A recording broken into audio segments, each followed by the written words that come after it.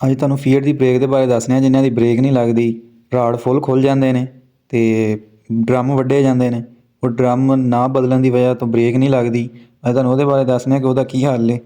Drum ਨੂੰ ਝਰੀਆਂ ਪਈਆਂ, ਉਹਨੂੰ ਹਲਕਾ ਜਿਹਾ ਟੂਲ ਲਾ ਲੈਣਾ ਅਤੇ ਝਰੀਆਂ ਸਾਫ਼ ਕਰ ਲੈਣੀਆਂ। ਉਸ ਤੋਂ ਬਾਅਦ ਤੁਸੀਂ ਰਾੜ ਦੇ ਅੱਗੇ ਪਿੰਨ ਜਿਹੜੀ ਹੈ ਵੈਲਡਿੰਗ ਕਰਨੀ, ਇਹਦੇ ਮੱਥੇ ਦੇ ਅੱਗੇ ਰੱਖ ਕੇ ਸੇਮ ਇੰਝ ਹੀ।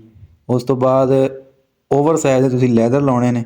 ਓਵਰ ਸਾਈਜ਼ ਦੇ ਲੈਦਰ ਲਾਉਣ ਤੋਂ ਬਾਅਦ ਡਰਮ ਨੂੰ ਟੂਲ ਇਸ ਤੋਂ ਲਵਾਉਣਾ ਕਿ ਜਿਹੜੀਆਂ ਇਹਦੀਆਂ ਝਰੀਆਂ ਸਾਹਮਣੇ ਨਜ਼ਰ ਆ ਰਹੀਆਂ ਨੇ ਇਹ ਸਾਫ਼ ਹੋ ਜਾਣ। ਉਸ ਤੋਂ ਬਾਅਦ ਤੁਸੀਂ ਰਾੜ ਦੇ ਅੱਗੇ ਪਿੰਨ ਵੈਲਡਿੰਗ ਕਰਵਾ ਲਵੋ ਅਤੇ ਉਸ ਤੋਂ ਬਾਅਦ ਤੁਸੀਂ ਪੈਕਿੰਗ ਦੇ ਦੇਣੀ ਹੈ।